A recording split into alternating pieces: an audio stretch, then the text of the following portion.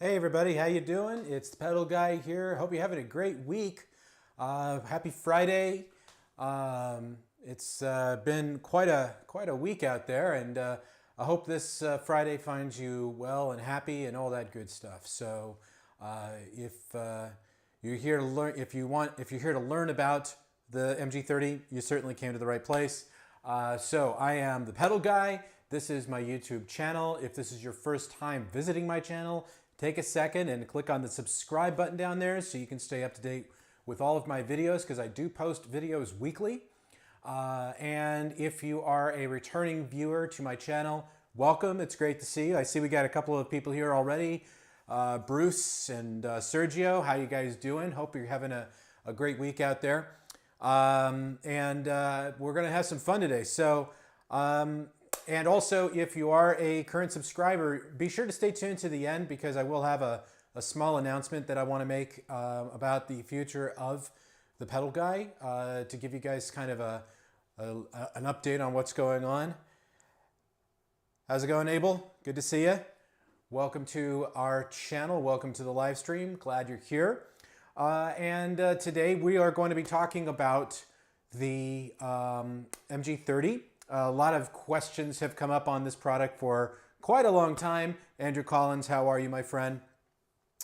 In any case, this is going to be an informative live stream. I think you'll really dig what's going on here today. I'm going to take you through a few things that you might not be aware of, a couple things you might be aware of, and a couple of tips and tricks along the way. And of course, at the end, as I always do with my live streams, I will hook you guys up with questions and answers where you can ask questions in real time. As you can see over here on this side of the screen, those questions will be piling up, and I'll try to grab them as I do. Like, I'll grab Abel here. Hey Abel, how you doing? What's going on there? I can highlight your question right there and give you a good, give you a little bit of a shout out there, if you will. So today we are going to be looking at the MG30, but you can see a couple of extra pieces here. One that you probably don't know about. Well, you probably do know about this one. This is the NMP2, which comes with the MG30. My dog has decided to say hello as well. You can hear him downstairs. I think I have a delivery just coming up. And I am using a hot tone Britwind amp over here in the far right. And if you're wondering why, well, don't worry, we are going to answer that question. So let's talk about today's quick schedule here. So today we are going to be talking about managing patches. This is a frequently asked question, especially as it pertains to the latest update that just came out. Pardon me there.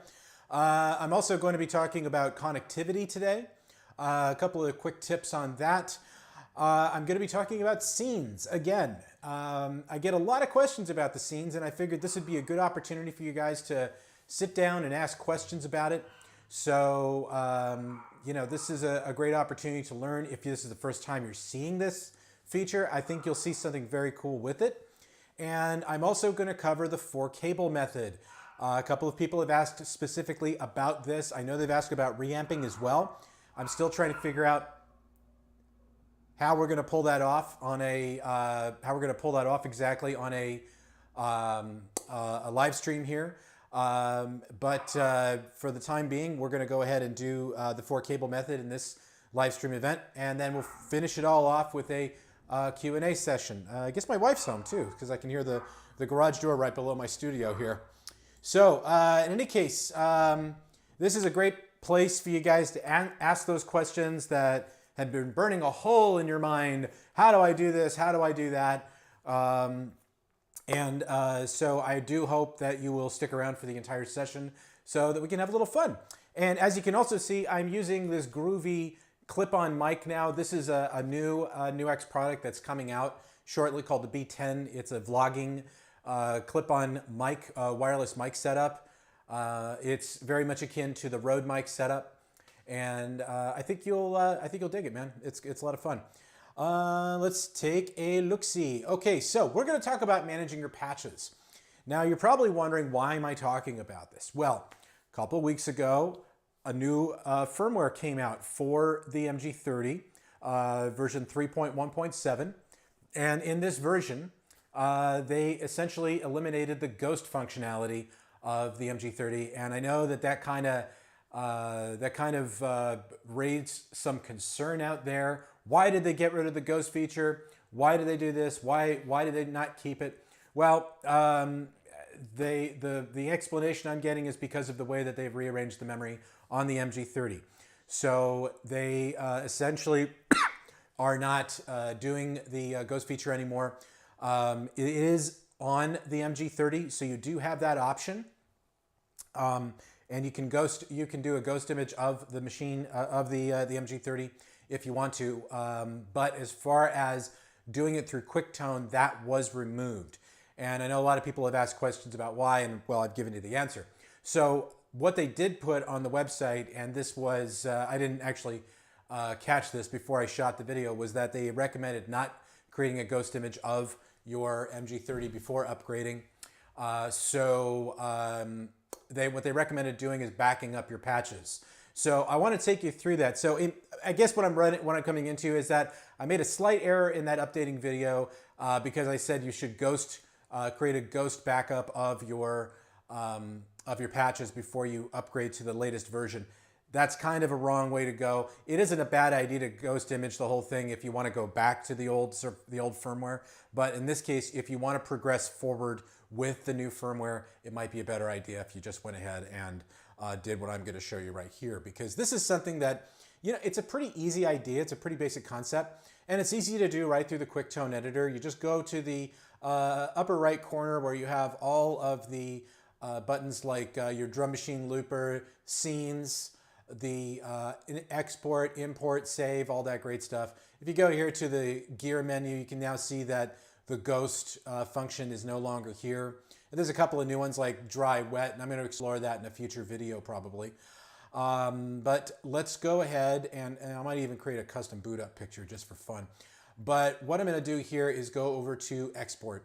Okay, when we select export, this displays all of your presets. And as you can see, there is one user preset that I created here. These are all of your user presets, by the way, not your factory presets, your user presets. So what we would want to do in this case, sorry, I had something go down the wrong pipe there. What you want to do in this case is you want to select all, and you see that everything is highlighted in yellow. Once you do that, go over to the upper right corner of this window and you'll see the export button. And that will bring up your Windows Explorer, or if you're on the Mac, the same sort of idea there. Let's go ahead and go to MG30 Backup, and we're going to select that folder. It exports everything to the device, and once that's done, it's finished. Now, if you're in the next, if you've now upgraded and you need to re-import those, just simply go back to the import button here on the upper right corner and look for that. Again, and back up. Did I look to put it in the wrong place? I put it in the wrong place here.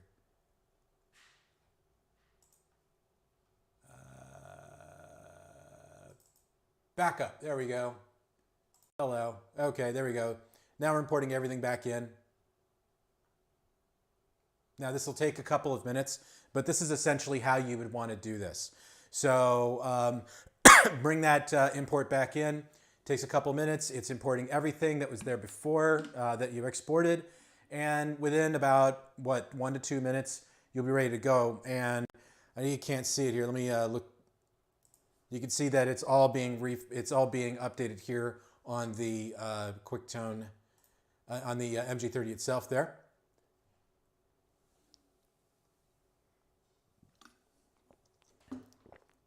Okay.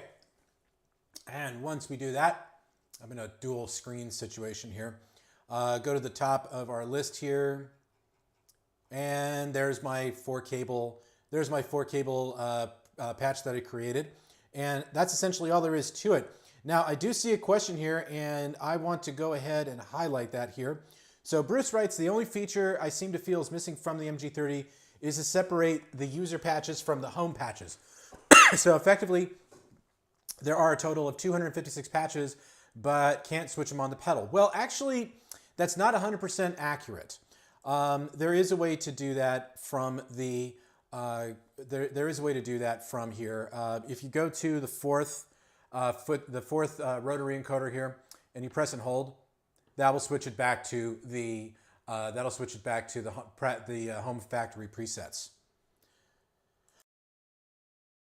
So hopefully that'll help. And if you press it again, that'll toggle it back to the user presets. So actually you can do that. You can't do it on any of the foot switches here, but that's still a way to do it. So I would hope that maybe somewhere down the road they could introduce that particular function in one of the foot switches here. That might be kind of handy.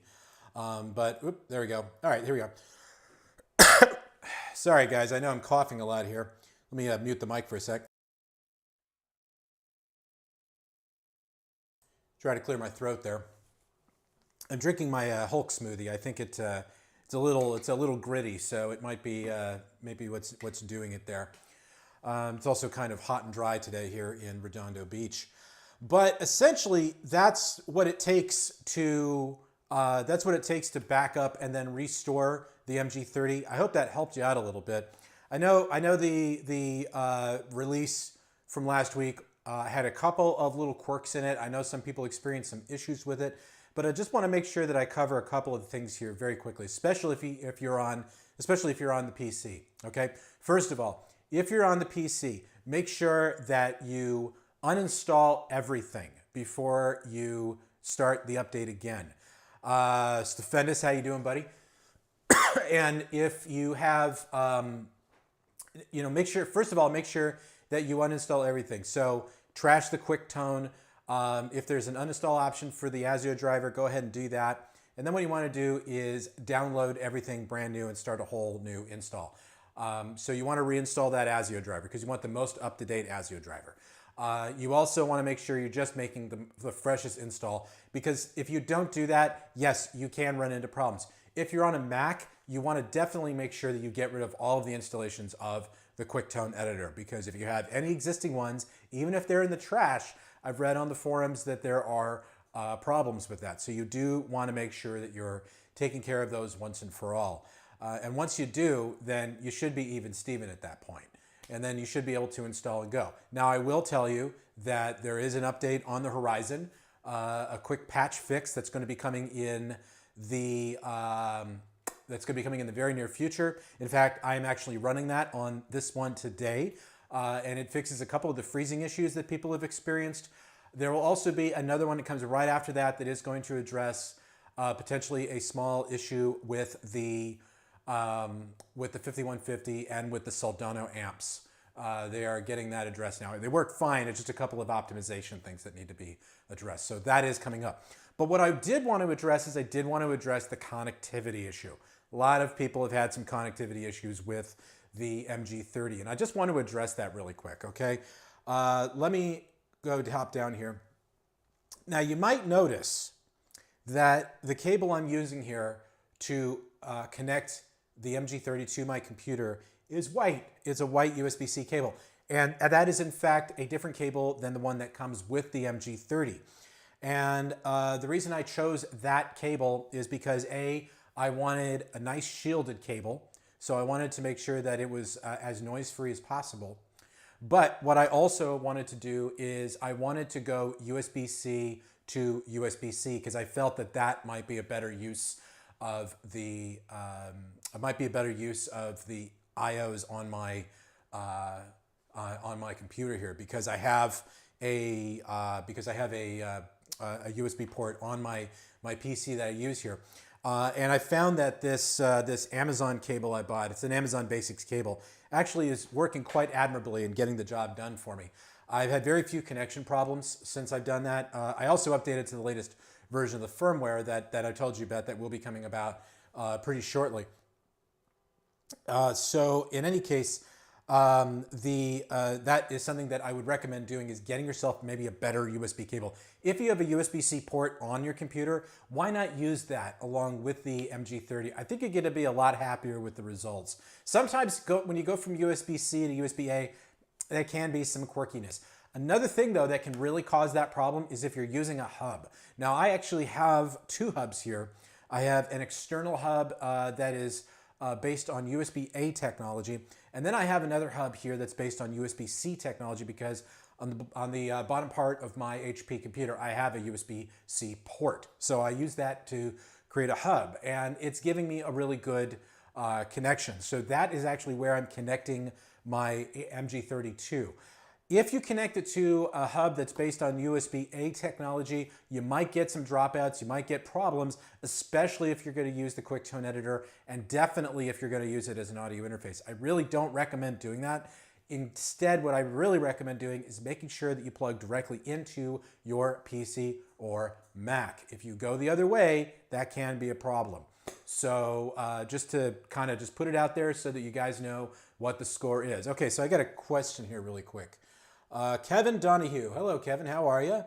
I get so confused. Is there a live one-on-one lesson type thing someone does? Here's the question right here. Kevin, I'm not 100% sure what you mean. Maybe you could type in and elaborate on that just a tad. Every little bit of information helps. You know what I mean? But, you know, this is a good opportunity for you guys to maybe sound off on a couple of questions or things that you might be running into with the MG30, and we'll see if I can answer it for you in real time. Okay. Bruce just wrote in. Okay, Bruce just wrote in and said, thanks for the connection update. I use a hub and have been getting dropouts. Well, Bruce, that's something that you really should investigate, which would be not using a hub in this case, but also just waiting for that update, which will be coming along forthwith. So we'll have that more or less to talk about in the very near future here. Now, let me see if there's a couple extra questions here before we go to it here. Let's see. Stefendus has absolutely loves my videos. So thank you very much. I appreciate that. When you write to me every Friday morning with a response of my little tagline there, it definitely brings a smile to my face. So thank you very much. That's what this is all about, guys. You know, I do these live chats for the love of the game more than anything. This isn't a money-making thing for my channel at all. Obviously, it helps build the channel. It helps build the brand and the brand awareness, but it absolutely does not do much for my my channel at all. So I really do this for the love of the game and just making sure that you guys get the answers to your questions. Even if you didn't buy the product from me, you're still getting all this free groovy information. So isn't that great? I'm not making you sign up for some Patreon thing or something.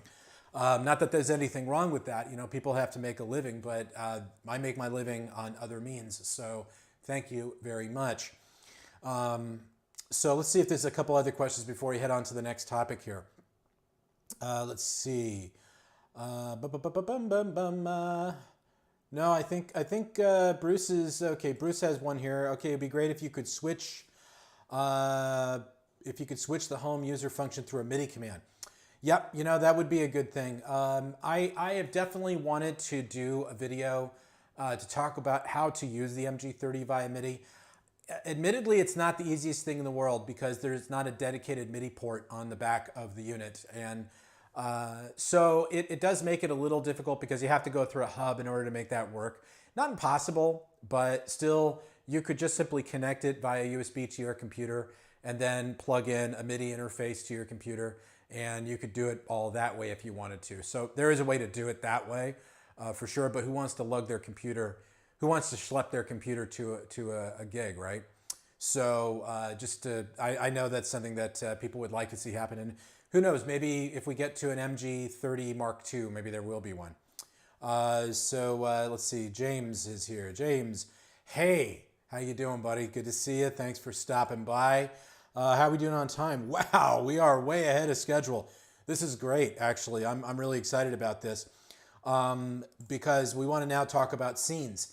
Now, scenes is a feature on the MG30 that I get asked about a lot. I did a video on this feature, and I've talked a lot about it, but still I get a lot of questions about how it works. Now, scenes are just, for those of you who are not in the know, a scene is a snapshot of everything that's going on in a, if you use, okay, Ed, I see your question, and I am going to answer it for you in a minute or two. Trust me, I've got an answer for you here that I think you're going to be happy with. Or if somebody else wants to chime in, go right ahead too. So what a scene does is it takes a snapshot of everything that's live in a preset. And essentially you have 3 scenes where you can go scene 1, scene 2, scene 3. And you've got 3 different setups. Now, the scenes that you're seeing here on the QuickTone editor on the main part of your screen here are 3 that I already set up for our next demonstration, which concentrates on the 4 cable method. Ed, that's where I'm going to answer your question. And so what I would say is, yes, you can, yeah, the scenes are really great. And I want to show you exactly how to set that up. Now, you have 4 control messages that you can apply to the MG30.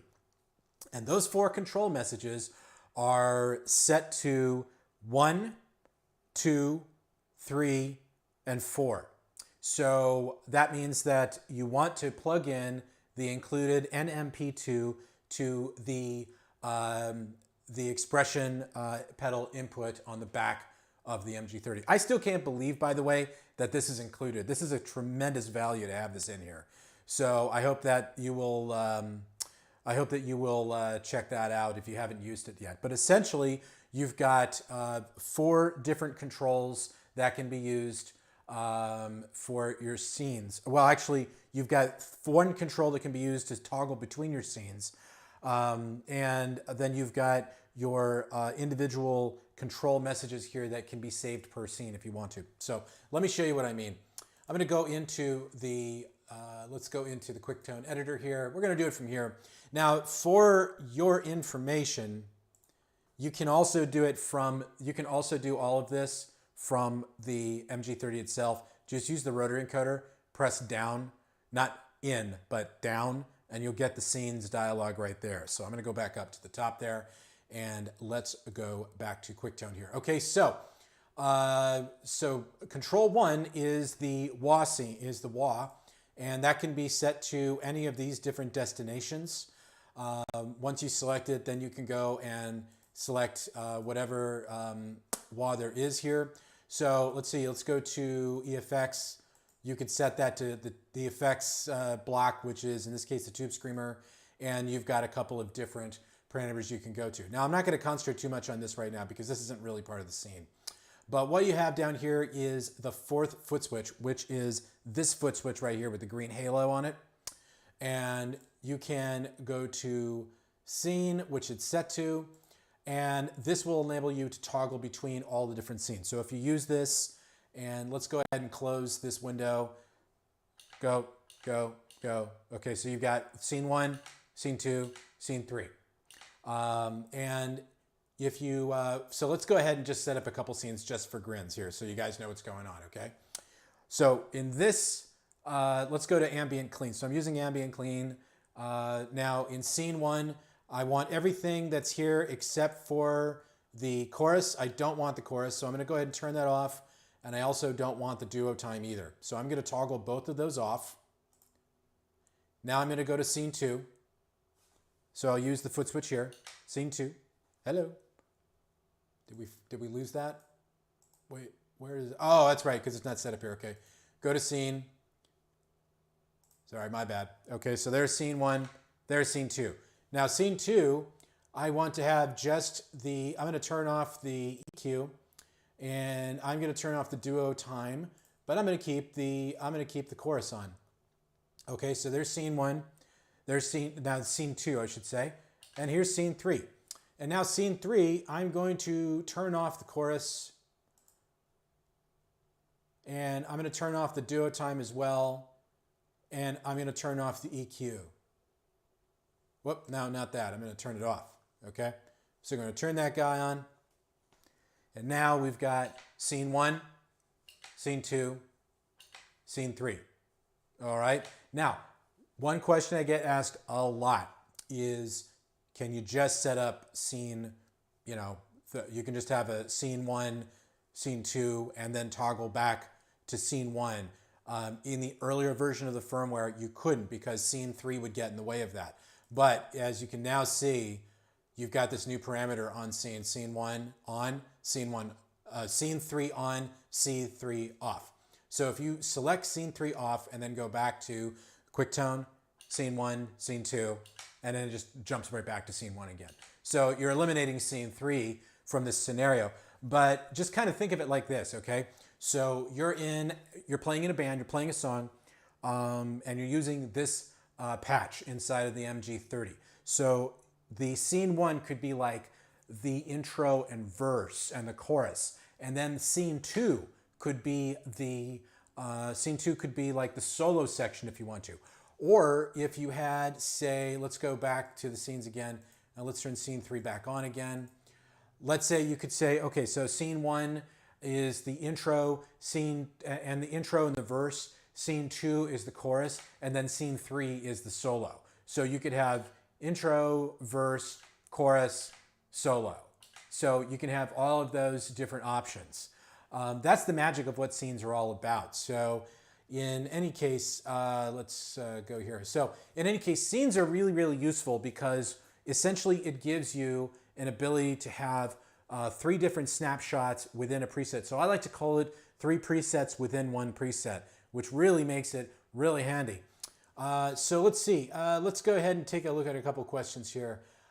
So Brad, how you doing, Brad? Let's take a look at your question. I was hoping to use the MG30 to plug direct to PA at open mics, but found it to be crunchy with no good blues or clean tones. Still looking for a direct way to do this. Okay, well, let's, you know what? I think I know what's going on here, Brad, and I'm going to try to see if I can answer that question for you, because we're going to be talking about the 4-cable method, which does bear a very true fact here. So let's go ahead and look at that. Okay, so Ash Creek Studios, good job. Thank you so much. I'm glad you're here. Perhaps a custom scene could work. Well, you might be right. You might be onto something. We're going to talk about that in a second. Well, actually, we're going to talk about it now because now it's time to start talking about the 4-cable method. So when you're using, and this is going to answer, Ed, this is going to answer your question as well, because his question was, could you use a FR speaker to practice with a drummer? Well, yes, absolutely you can. So let's answer that question, boys and girls. So if you are working on, if you're working in a live environment and you want to take the MG30 with you to the show and you want to use that as your processor for the show, a couple things you can do. One is you could use a couple of FR speakers. You could use 1 or 2. Now I'm recommending 2 because it is a stereo processor. So why not take advantage of being in the stereo field? Because you could have an FR on your left and FR on the right. You can see an FR behind me here, the Headrush FR 108, which sounds amazing.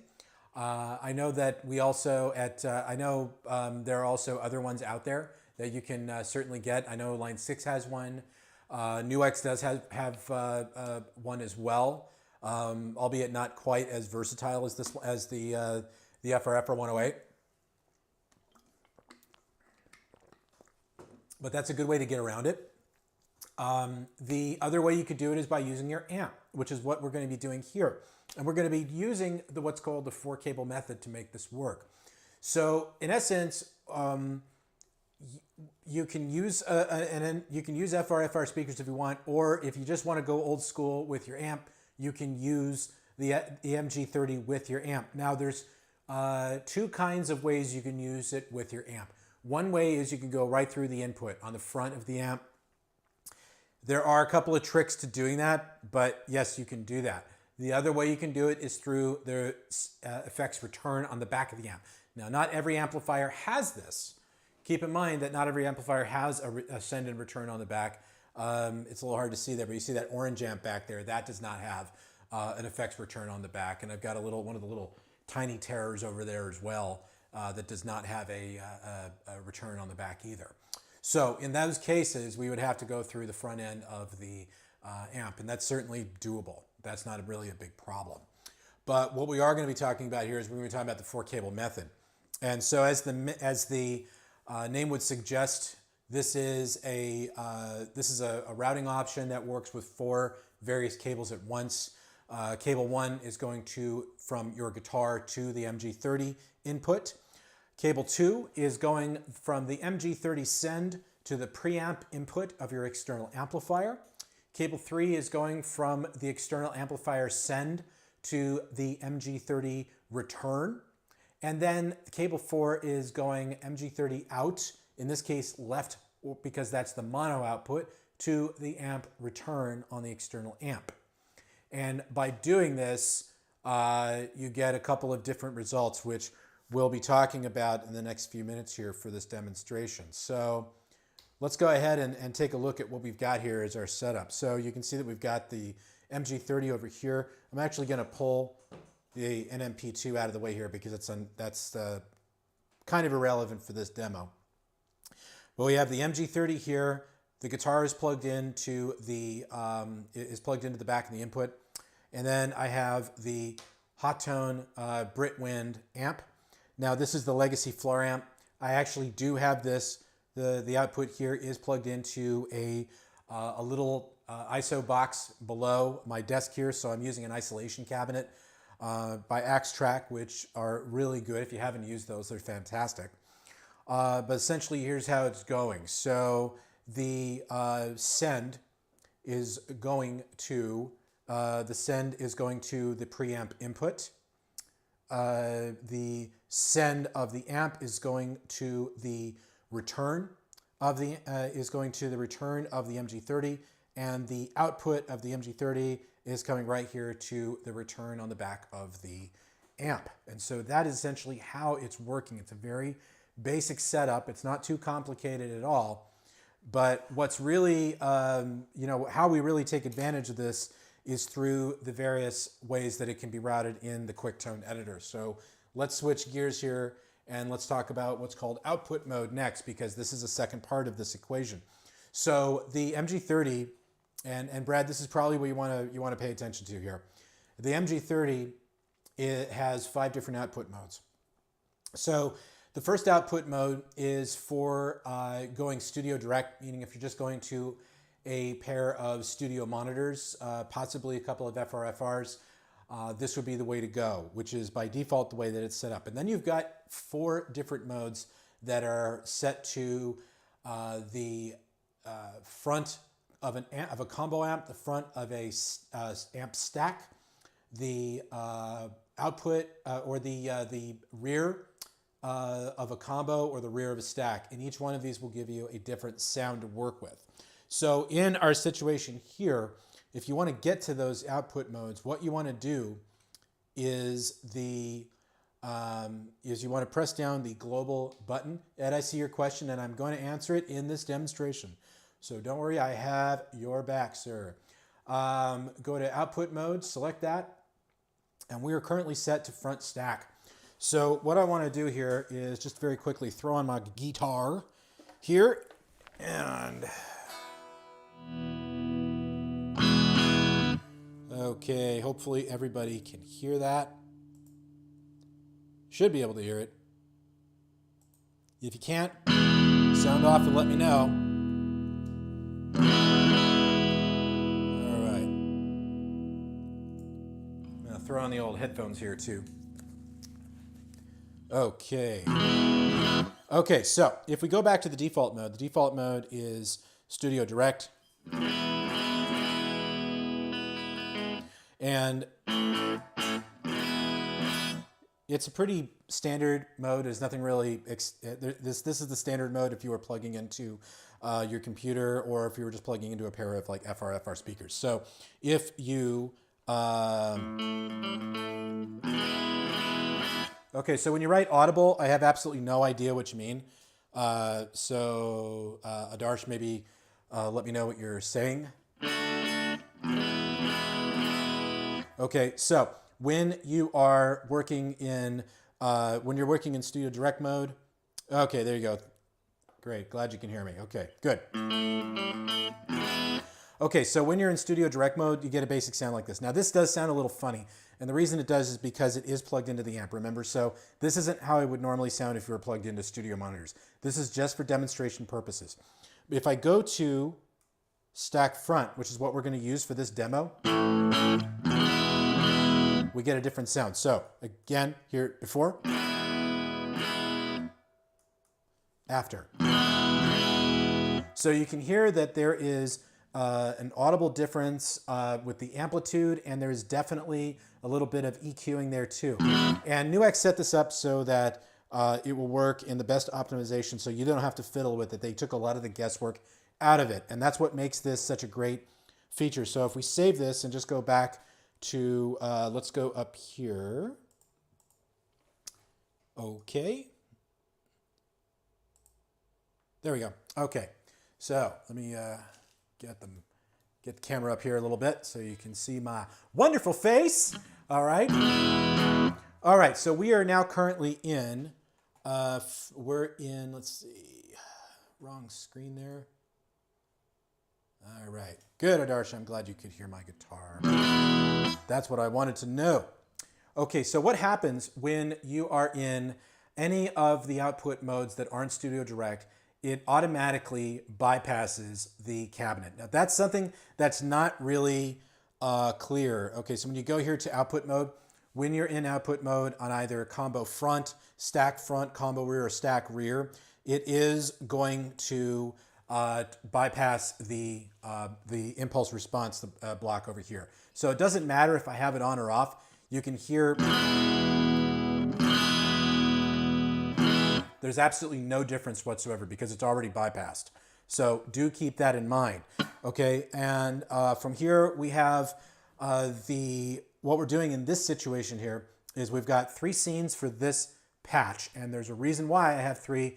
And Ed, this might be the question you were asking. Yep, actually that is the question you're asking. So you don't have to, when you're in the 4 cable mode, you don't actually have to, see Ed asked this question, I'll just go ahead and call it up here. So Ed asked the question, if you do the 4 cable method through your amp, would you have to turn off the speaker cab simulation? Yes, you would, because it sounds really muddy, and you're just basically rubbing a cab emulation into a cab. And I think it just muddies up the sound. So I wouldn't worry so much about that. There we go. Okay, so in this situation now, what I'm doing is I'm using a very bare bone basic patch where I'm just simply using the gate, I'm using the amp, and the output you're hearing is coming from the output, the left output of the MG30 to the amp. So what I want to make sure that you understand here, let me just bring the amp over here, is that the way that I've set it up right now in this scene, so wait for it because the punchline's coming. In this scene, doesn't matter, I'm simply using the Britwind as a power amp, okay, because I'm going from the output of the MG30 to the return of the amp here, the hot tone amp, which means that it's bypassing the preamp and it's bypassing the EQ section. So even if I use the knob here, the volume knob, it's going to do absolutely nothing.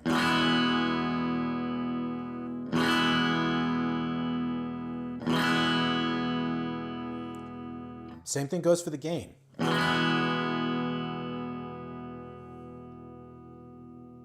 In fact, the only thing that would work here is there is a reverb. That would work here. But in other words, it's a completely neutral power amp. That's all it is at this point. So everything is being driven by the MG30, and the amp is simply a power amp. That's all that's happening in this case. Okay, so do keep that in mind. That's going to change in a minute. But here we have the first scene, which is the AC 30 that I'm using along with a noise gate. And it's just giving me a very basic sound, okay? So it's pretty cut and dry. Now, for those of you who don't know, the British Invasion is actually an AC amp. So I'm going from AC to AC, so that's kind of a good match there. But this is, in fact, going to a cabinet below my desk here, which is an isolation cabinet, which is really great if you are playing in a house like I am here and you want to get a full stack sound, a full amp sound, but you don't want to annoy your neighbors, or more importantly, your significant other. You can use an isolation cabinet, and that'll pretty much solve the problem right there. Okay, so I've got scene 1. Now scene 2, I've added a delay, a slapback delay, and a reverb as well in a parallel fashion.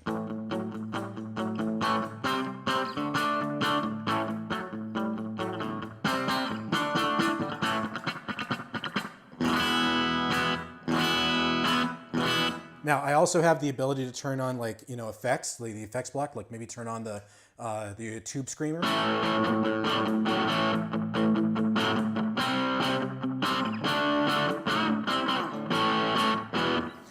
Or maybe turn on modulation.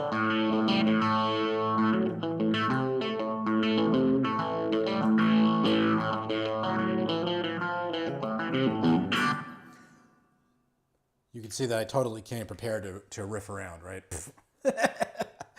Okay, but now here is where it's going to change. Now this is where you can make a pretty big mistake here. So we go to scene 3. Now scene 3, you're going to see that a couple of things have changed here. For one, the delay is turned off. Okay, the delay has been turned off in this scene. And you can also see that the EQ has now been turned on. And you can also see that the send return module or signal block has been turned on, which gives us something that sounds like this. So prepare yourself. It is nasally, it is nasty. Blech. You don't want to hear that. It sounds terrible. And the reason it sounds like that is because the preamp of the, preamp of the QuickTone editor in the MG30, the Vox, is now going into the preamp of the hot tone amplifier as well. So you're basically rubbing let me turn that down. You're basically rubbing a preamp into a preamp. Now, when you do that, you're going to get something that sounds really nasally and nasty. And so unless you want your audience to go deaf, the way around this, it's a very simple way. Just turn off the amp. But what I want to also stress here now is because I have now activated the send and return block on the MG30, we now are in fact using all of the cables in the 4-cable method. Meaning that if I want to use the amp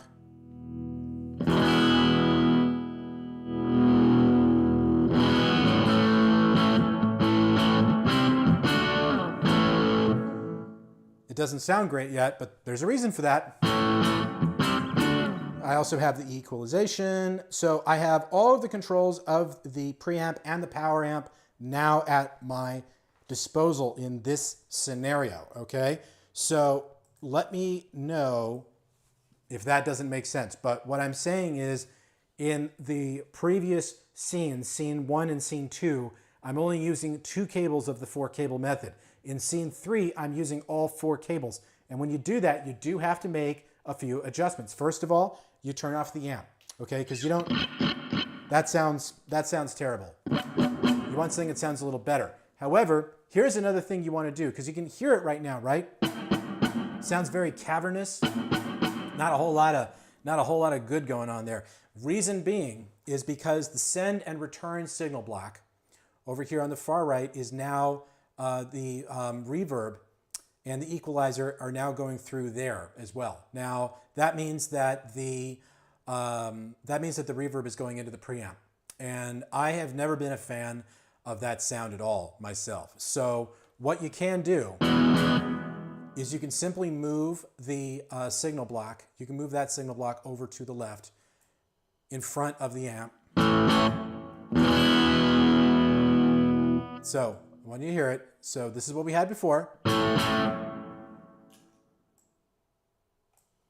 Here's what we have now. It's focused, sounds a lot better.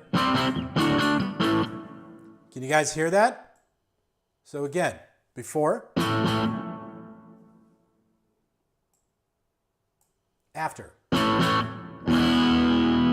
Okay, so that's the way you'd want to do that. Additionally, you probably want to then bring the EQ over as well, so that everything is being sent before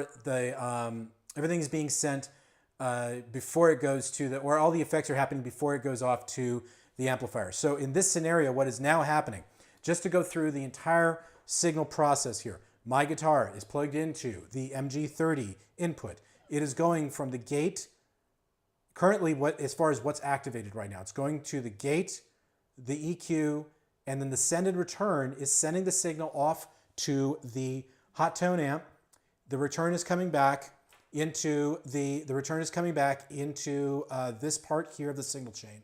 And then it is going through to the reverb, which is then going to the output of the MG30 to the return on the back of the amp. I know it's a little complicated. You got to do it a couple of times to get around this, but you get a pretty decent sound out of this by doing it the right way. And when people don't do it the right way, you get something that just sounds like garbage. But once you do this, then you can turn back on those, like the tube screamer and the modulation effects.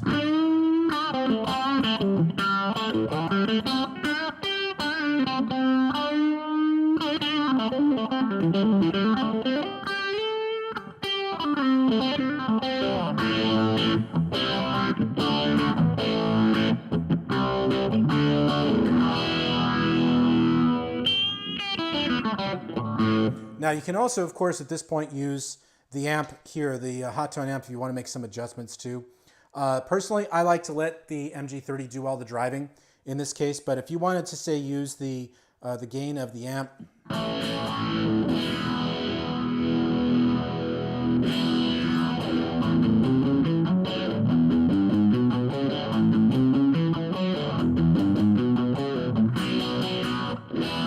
you could do that if you want to.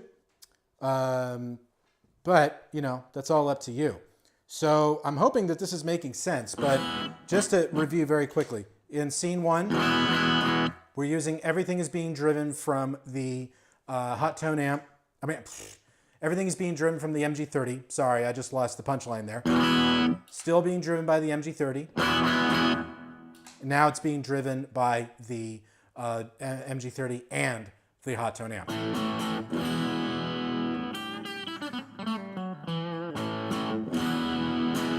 So that's essentially how that feature works. So if there are any questions about it, you know, now's a good time to ask. Let's go ahead and bring everything up here at this point. Okay, good. So now I can actually put everything back down and sit down and, you know, spend some time answering questions here. So if you have any, now's a good time to do it. Let's bring that. Hey, there we are. So what questions do we have? Let's go through the chat here. Maybe there's a couple things we could do here. So Brad, did that answer your question? Because a custom scene, that's pretty much how I set that up to work as a custom scene. So that should get you where you need to go. Hey, there's the 5150 show. What's up, buddy? How you doing? There you go. Okay, good. Let's see if there's any questions, any other questions here I haven't seen yet. Let's go here. Hello. All right, let's go back down. Okay, we got people. Okay, let me go back up here through the front. So, you know, guys, I don't do this often. So if you've got questions, now's the time to ask those questions. It's a lot better than getting something later, you know, where people go, oh, wait, I meant to ask you this question. Well, here I am answering the questions now, so why not ask them? Okay, so Bruce did ask a question here. Let's see, I'm loving the MG30, but I wonder, do you carry any Boss products? No, I don't carry Boss products. Bruce, I'm sorry, but I don't, and I will not be going forward. So it's not my choice. That would be Boss's choice. And it's kind of sad because I've been using Boss since the Dark Ages. So my first pedal, as many of you out there, my first pedal was a Boss pedal. In fact, let me get it for you. I actually have my first pedal, if you can believe that. It's right here. There you go. Turbo Overdrive. 1987, baby. That's where it's at. Woohoo! So that is some old school shit right there. I've been using that since forever. I still use it occasionally because it does have a growl that I just know and love. Under the curtain back there, the sheet there, I've got a V-drum kit. Hell, I used to work for Cakewalk back when it was part of Roland's Corporation. So I probably ended up selling a lot of Roland audio interfaces and MIDI controllers back then. It's not that we don't know each other. A lot of my friends are still there at Roland, but it's a different company than it was back then. And, you know, we just haven't been able to find a way to work together. But I just don't see that changing going forward, I'm afraid. So thanks for the question, though. All right. Boom, boom, boom. Okay, I see there's a film down here. Okay, so Stefendis has a question. Bada bing, bada boom. When I start a new signal chain, even before I add an amp and a preamp, I already have a guitar tone. Blah, blah. Well, you have to be a little, you have to expand on that just a tad, my friend. So let's see. I'm looking here at the question here, just trying to answer it. So let's see, we go here. Okay, so when I've got a single chain, before I even add an amp or a preamp, I already have a guitar tone. Why is that? Especially when using my Mesa Boogie Mark V in a 4-cable method. It can get confusing to me. Well, a couple things here is you might want to try a couple of things here.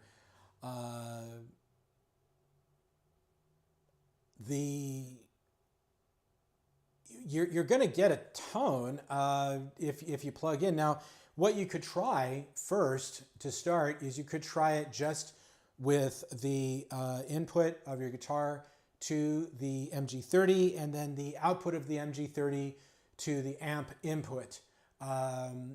Just to start there before you start creating the whole complete connection. As far as with the Ampero 2, which is what you're asking about, honestly, in that case, I'm not 100% sure how to answer that question. But what I would do is just, instead of going for all 4 cables at once, just try 2 first and see what happens, and just make a very basic connection. And then from there, you should be able to kind of just pare away everything that could be a problem there or not. So hopefully that'll answer your question. Sorry, it might be a little wishy-washy, but I'm trying to answer it the best way I can.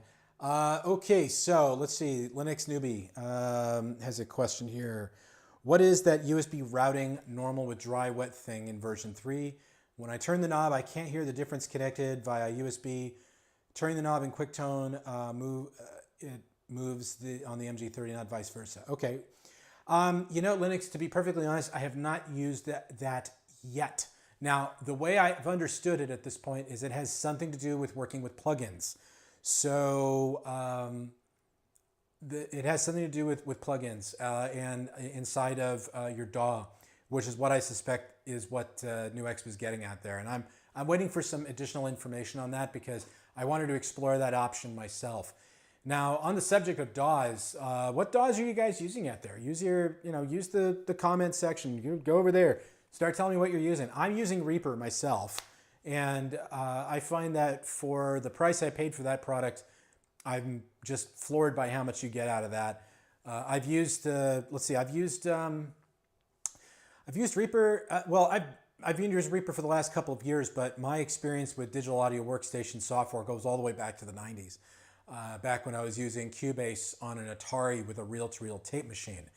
If you want to know how far back that is. But I worked for Steinberg for several years when it was Cubase.net, and it was still Steinberg North America. It wasn't Steinberg Yamaha or Steinberg Pinnacle or Steinberg any of that stuff. It was Steinberg North America, and it was their own company. And it was a really cool one at that. And then I ended up writing books about them, and then I ended up working for Cakewalk for a few years. And I like all that stuff quite a bit. Pro Tools I use only when needed. I'm not a huge fan of Pro Tools, I'm afraid. It's nothing about it. It's just that once you see what these other DAWs can do, going to Pro Tools sometimes can be going backwards a bit.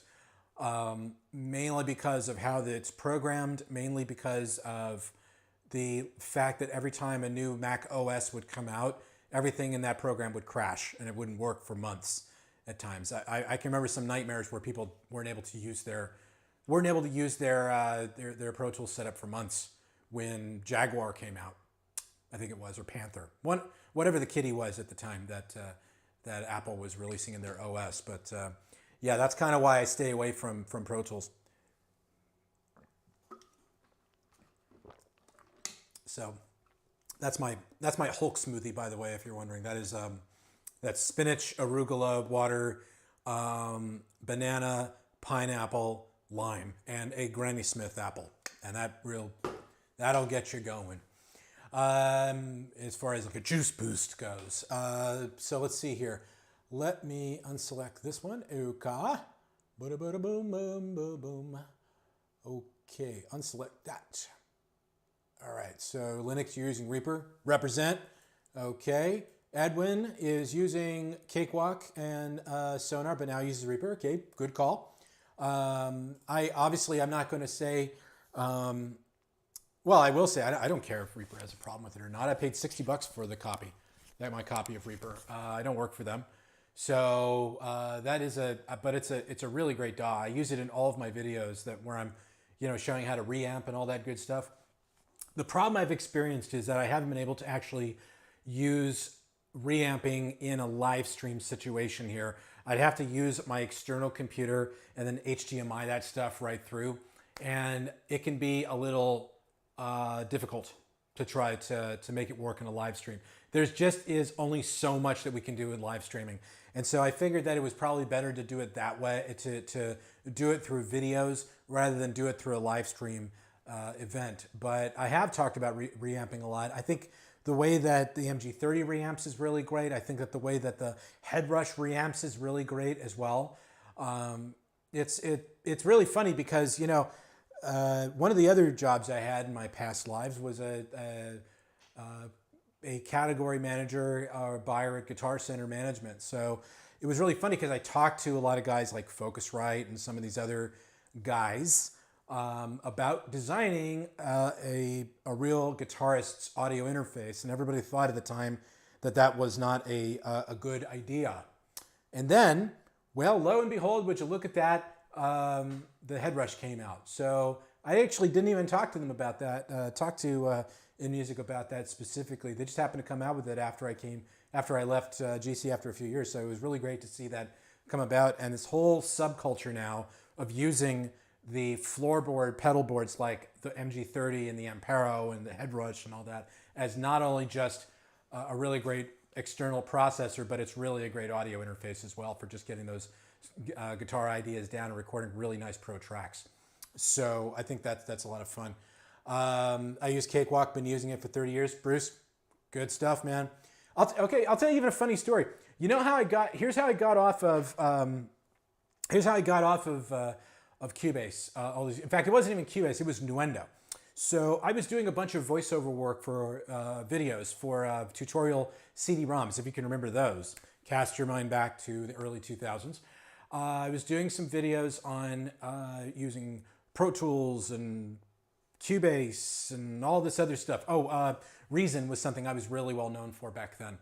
And I was in the middle of doing all the voiceover work with the Nuendo program, and back when Nuendo had that stupid dongle on it. I don't know if Cubase and that still has it or not, but I hate that thing. It's such a dumb copy protection. It doesn't really do it for me at all. And my computer lost communication with the dongle right in the middle of recording. I lost hours of work. The entire session was completely corrupted.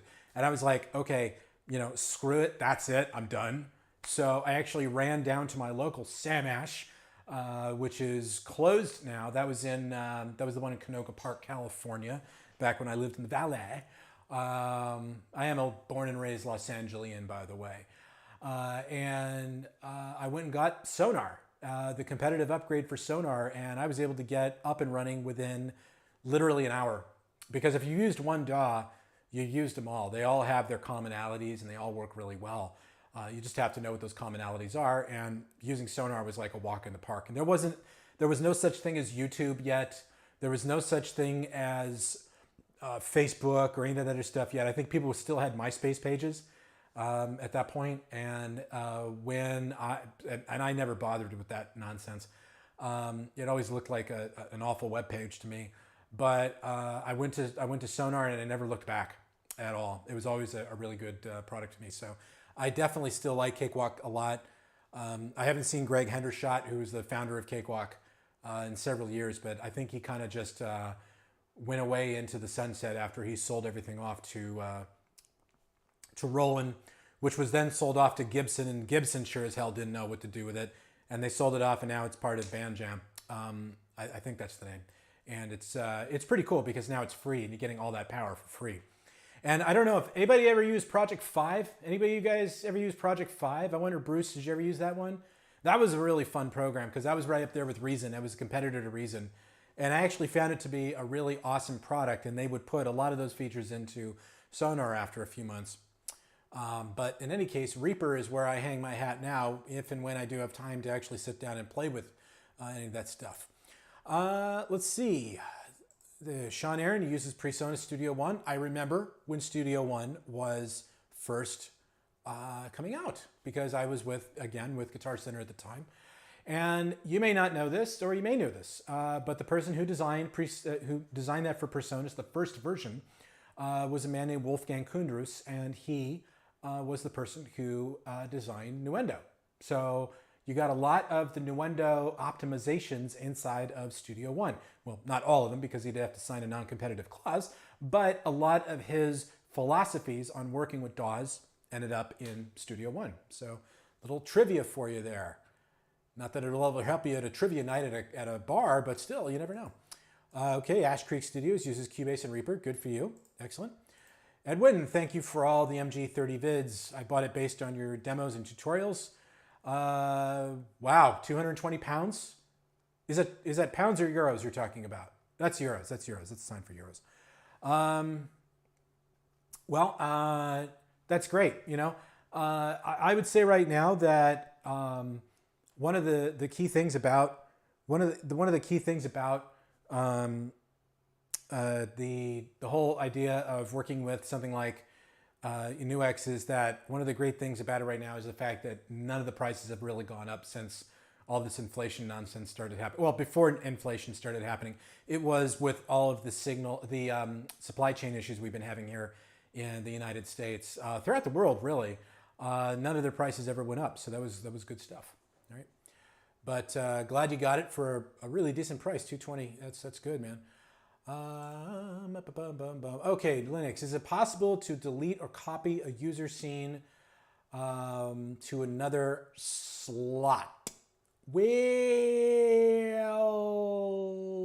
no.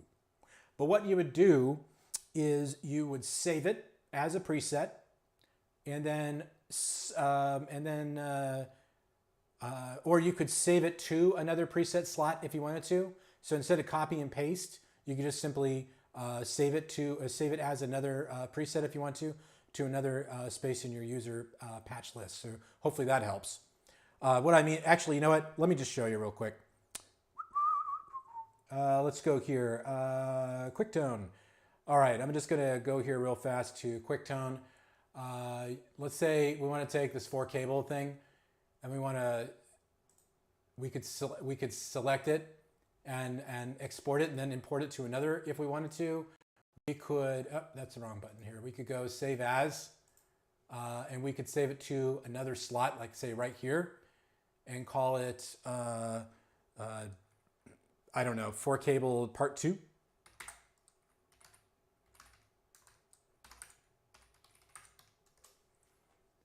There you go. And there you have it. Okay, so now you have 4 cable part 2. So hopefully that helps a little bit. Let's go back to the chat and let's take a look at some of these other questions. Here we go. Boom. Reaper is spot on. Yep, I agree perfectly. There's also a lot of really great video tutorials that'll teach you how to do that. Would you guys want to see any stuff with Reaper? I mean, you could understand, of course, you could apply whatever I'm going to show you in DAWs. You could apply that to anything, really. As far as the DAW goes. So I could be showing you how to record with, like, say, the MG30. And you could apply those philosophies to any of the DAWs out there. So it doesn't matter if I'm a fan of Pro Tools or not. You could use what I'm showing you and go to use it in Pro Tools, using Cubase or whatever. So, you know, let me know.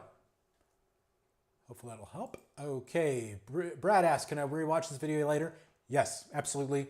It'll be there for the replay. You can watch it as many times as you want to. Okay, Edwin expanded on this. 220 pounds or euro would be 250 American dollars. Okay, good. That's even a better price. That's fantastic. That's great. Here it's still $299. So there you have it. Okay, so Pablo. Hello, Pablo. How are you, my friend? Sorry if it was already asked. I did not have any luck with the MG300. It sounded very trebly and harsh. Is the MG30 better in terms of sound? Well, I would need you to expand on that a little bit, Pablo. But I think, personally, I think it sounds great. I've been very happy. I've been very happy with the way the MG300, the way the MG30 sounds. I've been very happy with the way the MG300 sounds too. So I'm wondering why it sounds trebly and harsh. Maybe you're not using the right settings on the output. That could be something to look at, because what I've shown already, as far as say the output modes, is the same. So if you go to output modes, the MG300 has the same exact thing, where it's got Studio Direct, combo front, stack front, combo rear, stack rear. It's the same. So maybe that might be a helper there. I'm not sure, but expand on it. Let me know. We got a few more minutes here, and then we got to sign off. Okay. Okay. So Bruce writes, I noticed with the new QuickTone editor that if you go into settings and select custom MIDI, it doesn't work and shuts down the program. Have you seen this? I have not seen it yet. I haven't really worked with the MIDI part of the MG30 quite just yet, or the MG300 quite just yet. Well, actually, the MG30 is what I was actually talking about. I haven't really worked with the MIDI on it yet, but I think probably need to start doing that. So we'll probably look at that in the near future here. Boom, boom, boom. Okay, and Linux says thanks. Well, you're very welcome, sir. I'm glad we were able to help you. Let's see here.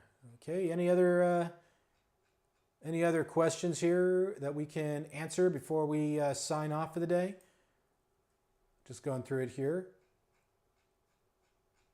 Lot of viewers. This is very, very cool stuff, guys. I mean, I'm really happy I'm able to do this for you, and continue to make all these videos happen for you.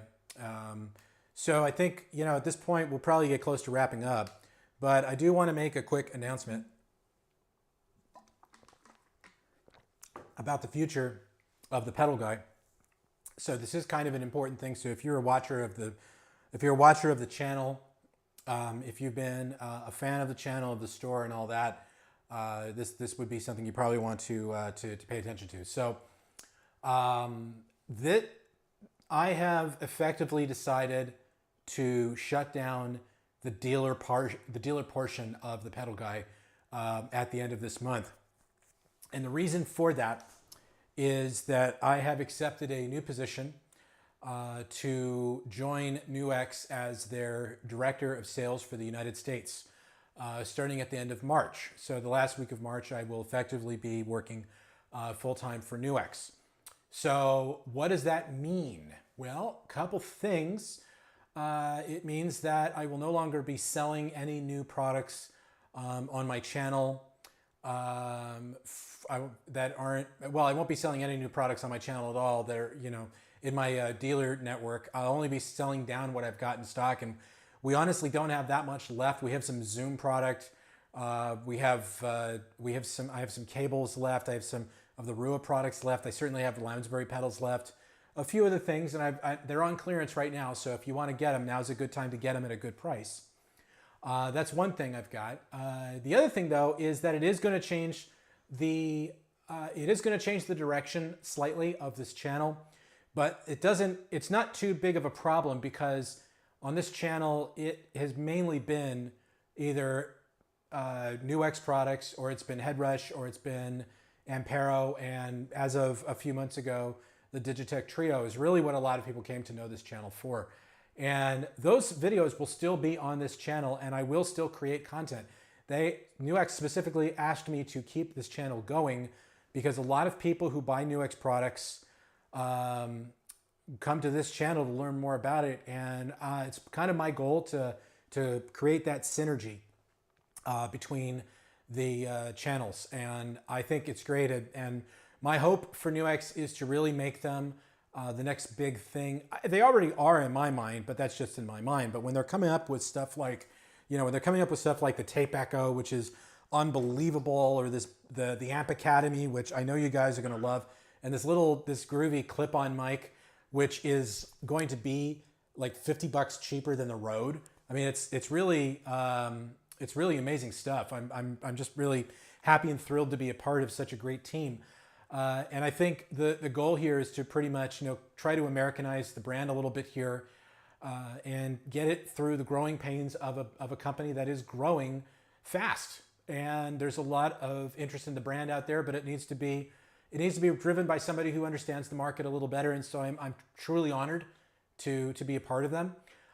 It was not an easy decision to make, to be perfectly frank, especially because these last couple of years in particular have been very large growth for the pedal guy as a whole. Not only did the channel grow, and it will continue to grow, and I will continue to make new videos, and I will continue to do live streams. I may just be aiming it a lot more at NuX, and possibly talking about a couple of the other competing products from time to time, but for the most part, it's going to pretty much be NuX. So, but I will talk about other products from time to time as well, and I'm sure this isn't the last time you'll see something with the Digitech Trio. A lot of people have asked, how do I use a Trio with the MG30? And I'm going to be more than happy to show you how to make that work. But I just after doing this for 5 years, it's been an honor, but it's also a lot of work when you do it by yourself. If I'm not doing videos or live streams here, I'm downstairs running around like a headless chicken, keeping up with orders in the garage down there, running out to my external warehouses to pick up product, or running out to NuX every week, or running down to Long Beach to Hot Tone, or all these other things. I mean, these last couple of years have just been a huge boost for my channel and for my business. And really, I have to thank everybody, all my U.S. customers. Thank you very, very much for all the support, because it really has made it worthwhile. And I know that the pandemic, which we still are in the tail end of it right now, is still a real, and I still wear a mask outside, by the way. It's still a real pain in the ass for everybody. It was, and it's unfortunate that it took something like that to make the business go, but the business took off like a rocket to the moon as soon as the pandemic started, because, well, I and a few other dealers were the only ones who were shipping at the time, so we were able to grow the brand and all that. And I actually had financial backing to grow the business even more this year. But I just decided that it was time to change gears, change focus on family, focus on the future for my family, and making sure that everything's all done. And, and getting a little up there in age, and I just want to make sure that the retirement package is all set to go. And I think that this is the right move for me, but it doesn't mean that I'm going anywhere at all.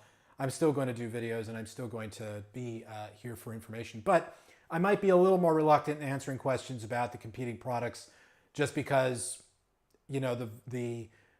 probably because of how legitimate or how ethical it might be. But in any case, that's the news. So that's what's going on. Let me see if there's a couple of extra questions here. Okay, let's see. Bruce has a question here. In quick tone, you save a user patch with any name. It saves the name in the home patch too. Any comment? I don't. Well, let me take a look, since we just did that. Well, let's change back. Nope, it didn't. The home is still there. I mean, I just saved that patch.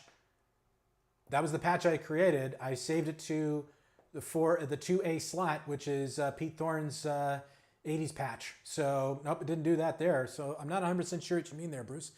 We've got maybe a couple of minutes, so try to expand on that. Edwin, thank you very, very much. I appreciate the kind words, sir. It does mean a lot to me. Linux, thanks so much. And we will we'll keep doing the videos. I'm not going to stop doing them. This is how we perpetuate. This is how we grow. And do I want to just grow the U.S.? Well, I'm paid to grow just the U.S., but if it helps the entire global network, I mean, why not, right? Let's see, Pablo. I think I did not really check these output settings or find them, but I'll give it a try. Okay, well, you know what? I did a video on how to do that, Pablo, just so you know. There's an MG300 video on my channel that says use your amps, and that's exactly how you can do it. So go check that out, okay? Ash Creek, thank you very much. I appreciate that. NuX rocks. Couldn't agree more. This guy turned me on to the Digitech Trio. This guy! I still do use the Digitech Trio, so hopefully you'll still continue to use it and enjoy it. Ash, thank you. Thanks a lot. And yeah, thank you. I appreciate it again. Okay, so Bruce did right here. If I say save with different name, new name goes to both. Well, I'm not seeing that, Bruce. You might want to try. Now, I will say this, just very bluntly, very quickly. I am using the new firmware. Okay, so this might be with the firmware that's on the NuX site right now. So wait a week, and you'll see that new firmware, and it should correct that problem if that's what's happening. I'm suspicious that that's what the problem is, but do keep that in mind. Let's see, we got something here really quick. Greetings from Philippines. Is the scene available on the external foot switch? No, it is not. But thank you for the deep information about your guitar effects. Yes, well, you're very welcome. Thank you very much for watching. But let me just go there real quick. Okay, scenes. Well, actually, let's do it from here. Okay, so we go into scenes, and we go to the second foot switch, which would be this guy right. It would be this guy right here. If I go there and use the encoder, nope, that's not any of the places where you can pop in a scene. So hopefully that will help you there. Okay, anything else? I can see that Twidget here is really screwing up here on the right-hand side. So in any case, there you go. Well, guys, it is 3:15 my time here in lovely California. And it's time to switch off for the day. But I hope you found this demo helpful. I hope you found all the questions helpful. If you have additional questions, do use the comment section below. For those of you in the US who are looking for some awesome little deals for blowout possibilities, why not go to my Reverb store or to my eBay store? You'll see them there. I just actually sold another. Another MG30 just a minute ago. So yes, getting a lot of attention there these days. So thank you very much, guys. Have a